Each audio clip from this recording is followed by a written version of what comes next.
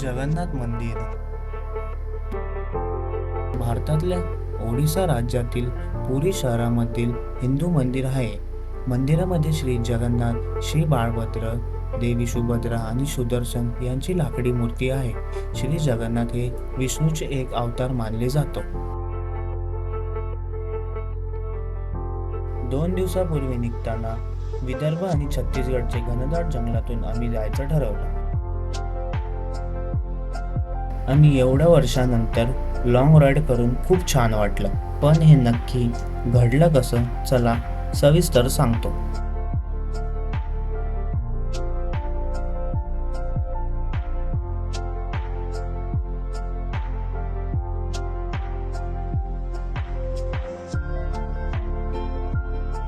तर रात्रीचे वाजले 9-10 वाजेपर्यंत मी आणि बाई निघतोय. एका मोठी एकदम मोठी राईड आहे. 5000+ किलोमीटर राईड आहे.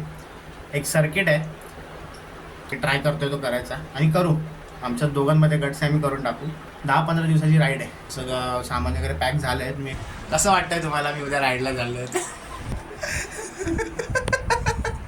फर्स्ट डे आणि आमचा स्ट्रेच आहे 900 किलोमीटर्सचा. म्हणून आम्ही रात्री निघतोय. उद्या संध्याकाळपर्यंत पोहोचू. आणि आम्हाला पडगापर्यंत सोडायला शंतनू, मयंक, भाग्या आणि प्रथम येतोय. प्रथमचं पॉसिबल नाही झालं तर प्रथम पण जॉईन करणार होता, पण नाही झालं आहे त्याला. मी काय बाईक रेडीच आहे, डॉमिनर पण रेडीच आहे. बघू आता सगळं मी तर आवरलं आहे. मला फक्त असं आपले मेन चार्जिंग ॲडॅप्टर वगैरे सगळं साईड पाऊचमध्ये ठेवायचं, निघायचं बस. गोप्रो चार्ज होतोय जरा, 20% बॅटरी होती मी आत्ता. अवघ्या 2 वर्षानंतर मी अशा मोठ्या राईडसाठी तयारी केली. देवाचं नाव घेऊन भाई आणि मी निघालो. मुक्काम 900 किलोमीटर दूर नागपूरला करायचं ठरवलं. आम्ही रात्रीचं निघायचं ठरवलं. रात्रीचं जरा रिस्की असतं, पण अशा राईड्स भाई आणि मी याच्या आधी खूप वेळा केल्या आहेत. हे आमच्यासाठी काय नवीन नव्हतं. माझे सगळे बाकीचे मित्रमंडळी पण मला निरोप द्यायला आले होते.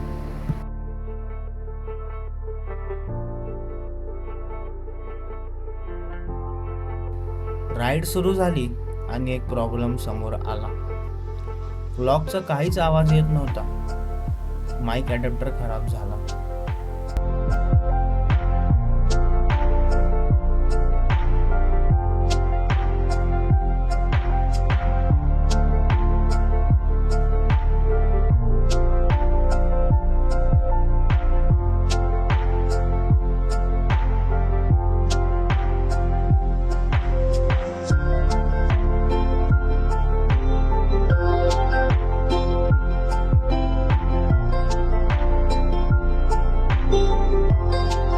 आम्हाला माहिती होतं भिवंडी रोडला ट्रॅफिक भेटणार आणि ते आम्हाला भेटलंच.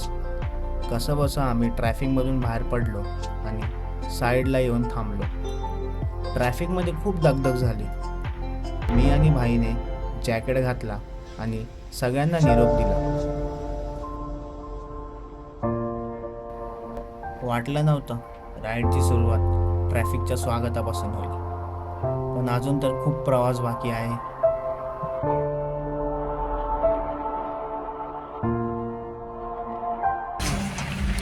थोडा गोप्रोचा आवाजाचा इश्यू होत होता. आम्ही आता वाचलो कसारा घाटात. ऑइलचा पॅच आलेला, गाडी स्लिप झाली दोघांची पण एकत्र. थांबलोय खायला वगैरे.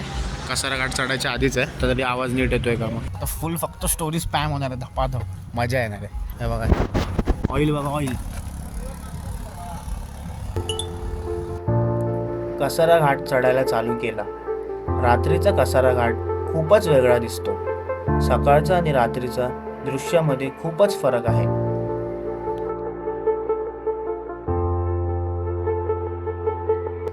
आम्ही रात्रीचा निघायचा हा निर्णय खूपच चांगला होता, कारण की नाशिक शहरामध्ये रस्त्याला काहीच गाड्या नव्हत्या. म्हणून आम्ही लवकरात लवकर नाशिक शहर क्रॉस केला. पहिला फ्यूल ब्रेक घेतला. मी आणि भाईने असं ठरवलं की एक पॉवर नॅप घेऊया.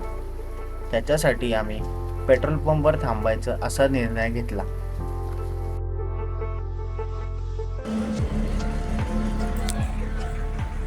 आम्ही या पेट्रोल पंपवर 5:30च्या दरम्यान थांबलो होतो.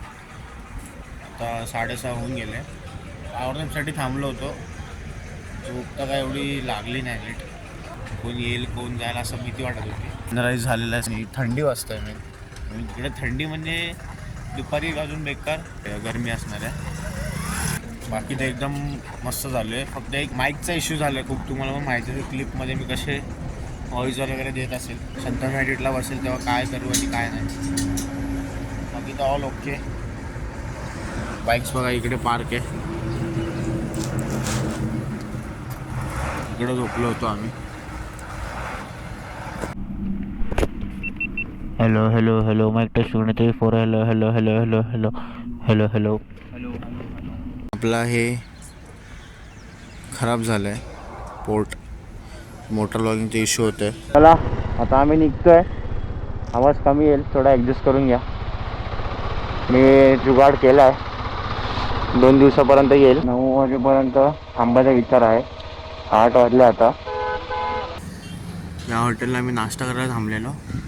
पोहे आणि कांदा भाजी खाल्ली. आता इकडून निघतोय आवरून. हे कॉफी नको आहे तुला? आयुष्य खूप सुंदर आहे, फक्त राईड करायला भेटली पाहिजे.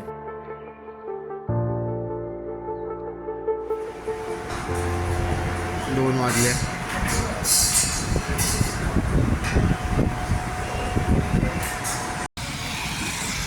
संध्याकाळचे वाजले 6:30. मी इकडे पेट्रोल नाका क्रॉस करू त्या हॉटेलमध्ये थांबलो होतो. कॉफी वगैरे प्यायलो, चिक्की खाल्ली.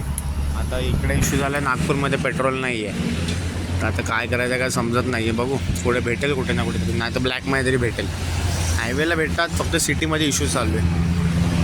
180चा रेंज आहे माझा, 200 जाईल. इकडून 168 किलोमीटर्स आहे. 160चा पण कमी आहे. बघू काय होतं कसं. चला. गर्दी बघा पेट्रोल भरायला. बापरे.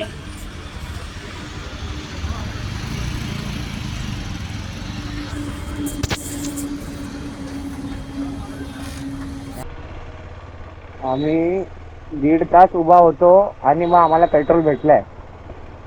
आणि ते पण लपडी. डेस्टिनेशन अजून 150 किलोमीटर. बघू कधी पोहोचतोय ते आता. खूप सारे स्ट्रगल्स करून आम्ही आता पोचलो नागपूरमध्ये. 10 वाजता 10:30 वाजता. 24 तास लागले नागपूरला पोचायला आम्हाला. डॉमिनोजला बसलो आहे, खातो इकडे आणि मग जाऊ हॉटेलवर झोपायला. इकडूनच खाऊन जाऊ. वाजले 10 आणि आजचा डेस्टिनेशन आहे संबलपूर. पुणे 560 किलोमीटर्स. आणि सगळं आम्ही नागपूरला काल पोचलो बरोबर 10 वाजता. आवरले वगैरे झोपलो. ते बघितलं लास्ट शॉट. आता 10 वाजले आणि 560 किलोमीटर. आज पण 10 तास दाखवते, पण लवकर स्ट्रेच मारायचं ट्राय करू. आणि खूप हेक्टिक झालं कालचं एकदम. पण ठीक आहे, एक एक्सपिरियन्स भेटतो. एक्सपिरियन्स पाहिजे. आम्ही नागपूरमधून निघालो आणि नागपूरमधून निघताना आम्ही असा विचार केला की आपण संबळपूरपर्यंत जायचं. पण काही कारण आणि काही इश्यू झाल्यामुळे आम्ही रायपूरलाच थांबायचा विचार झाला.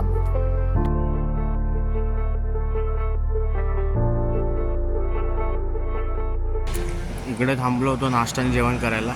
मी काय जेवलो नाही, आपण स्प्राईट पिलो आहे फक्त. आणि हा अँगल लावला आहे काहीतरी इकडे. सगळं झालं सेट. आता निघतो इकडून.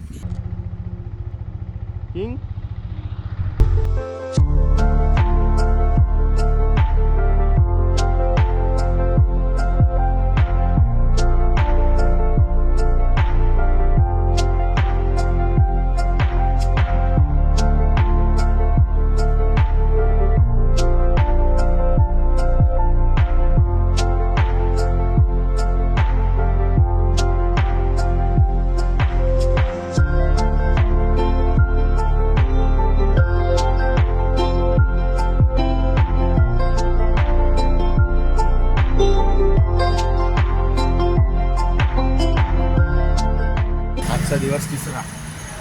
आम्ही थांबलो होतो रायपूरमध्ये. बघा सगळं पॅकिंग वगैरे चालू आहे मागे. म्हणजे सगळं झालेलं आहे. बाईक सेट करतो आहे बॅग. आणि आजचं आमचं डेस्टिनेशन आहे रायपूर टू डायरेक्ट जगन्नाथपुरी. तर मी हे 3-4 ब्लॉग्स छोटे तुम्ही वन शॉटमध्ये टाकणार आहे. आणि हे बघा आपले बाईक्स फुल लोडेड झालेले आहे. रायपूरवरून निघालो आहे आणि जगन्नाथपुरीला पोहोचायचं 12 तास 10 मिनिटं. 574 किलोमीटर्स आहे. चलो. हमारा भी एक वीडियो बनाओ ना.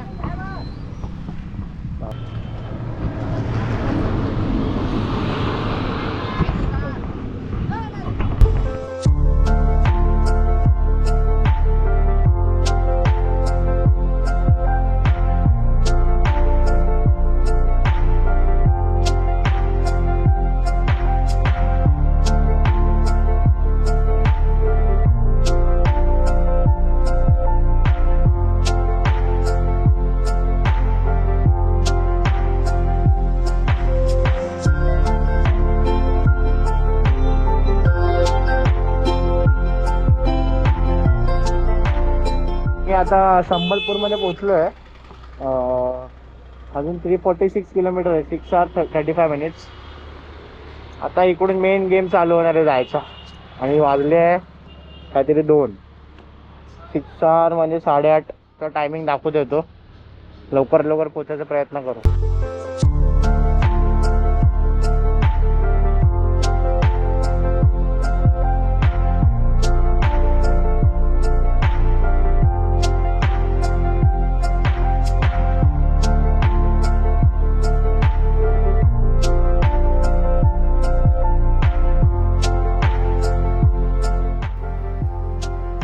पुरीकडे जाताना आम्ही कटक शहराला बायपास करत होतो तेव्हा असं वाटत होतं की आम्ही मुंबईमध्येच आहे. फायनली आम्ही पुरी 42 किलोमीटर्स पोचलो. आम्ही आता इकडं पाणी वगैरे प्यायला थांबलेलं.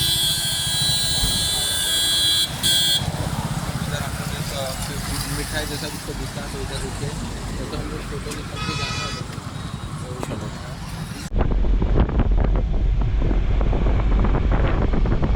शॉर्ट आली 2 मिनिटावर असं.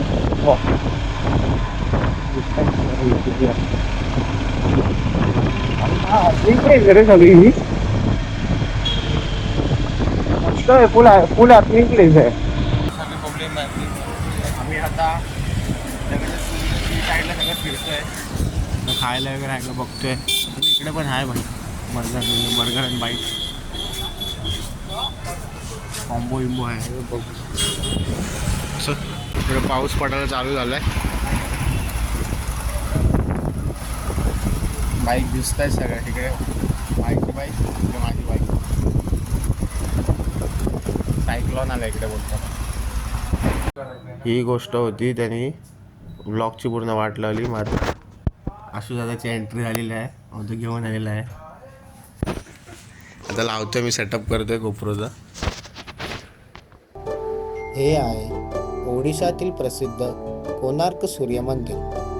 13व्या शतकात बांधलेले हे मंदिर सूर्यदेवाला समर्पित असून संपूर्ण मंदिर एक भव्य रथाच्या आकारात बांधलेले आहे.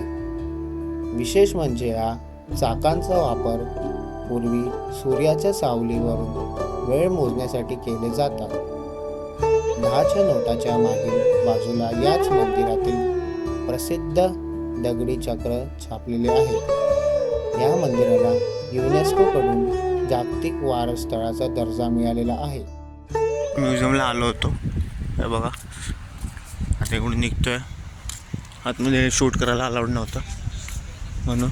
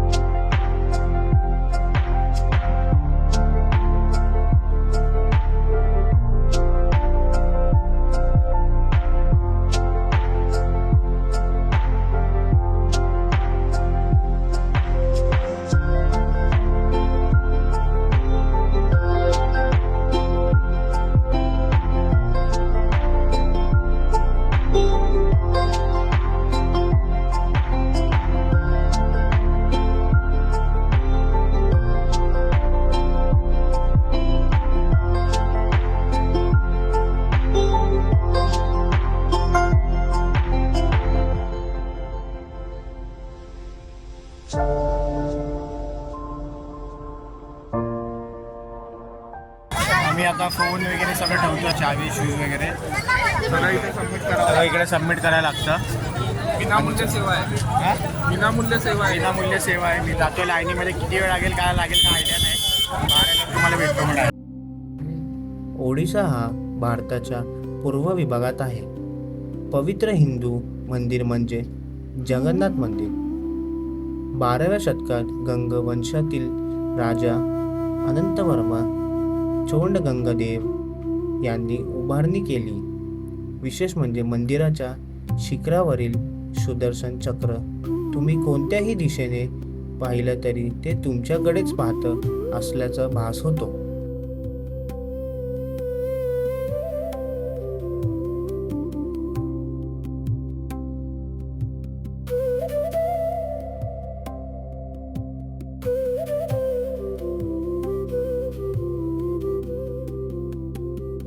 साडेआठ वाजता आतमध्ये गेलो होतो आणि आत्ता वाजले 12:30. आम्ही आत्ता बाहेर आलो दर्शन करून.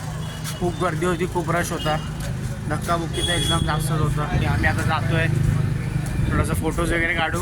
उद्या सकाळी बैद्यनाथला निघायचं आहे.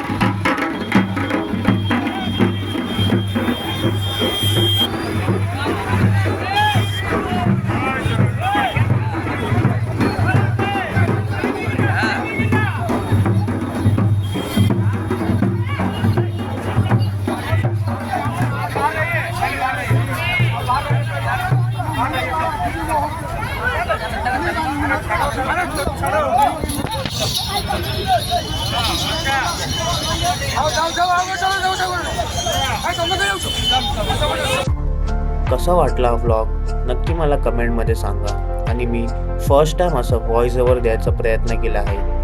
भेटूया तुम्हाला नेक्स्ट एपिसोडमध्ये. Till then take care. Bye bye.